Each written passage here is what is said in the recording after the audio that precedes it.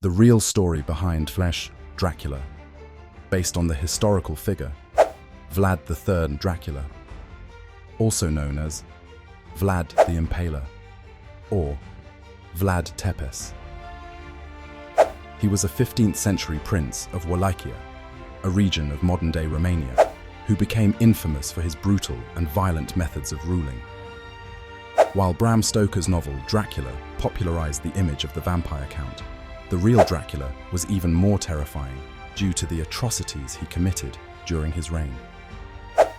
Vlad III was born in 1431 in the city of Sighișoara, Transylvania, to Count Vlad II Dracula, a member of the Order of the Dragon, a chivalric order focused on defending Christianity against the Ottoman Turks. This is where the name Dracula comes from. Dracul means dragon or devil in Romanian, and Dracula means son of the dragon or son of the devil. Vlad became ruler of Wallachia in 1448, a time of political instability, war, and constant threats from the expanding Ottoman Empire. To protect his principality from Turkish invasion and internal rivals, Vlad earned a reputation for being extremely ruthless. His most infamous method of execution was impalement, hence the name Vlad the Impaler.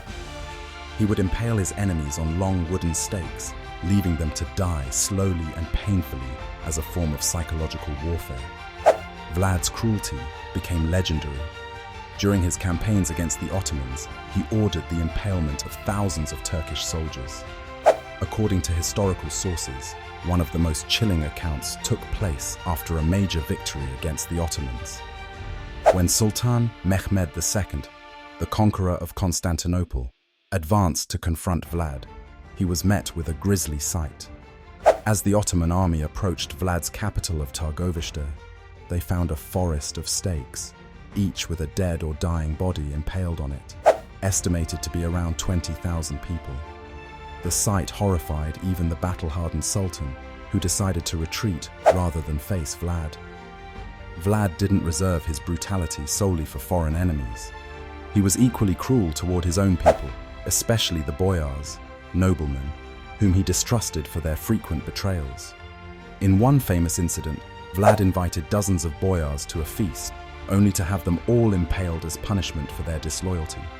While some viewed him as a tyrant, others saw Vlad as a hero who fiercely defended his homeland from the Ottomans. His extreme methods were intended to keep his enemies at bay, and many Romanians still regard him as a national hero for his defense of Wallachia against invaders. Vlad's reign was filled with violence and political intrigue. He was deposed and reinstated several times due to rival factions and Ottoman interference. In 1476, during another campaign against the Ottomans, Vlad was killed. The exact details of his death remain uncertain, but it is believed that he was either killed in battle or assassinated by his own soldiers. His head was reportedly sent to Constantinople as proof of his death, while his body was buried in a monastery in Romania. Centuries after Vlad's death, his legacy lived on through folklore and legends. Stories of his brutality became mixed with superstition, as he was believed by some to have had supernatural powers.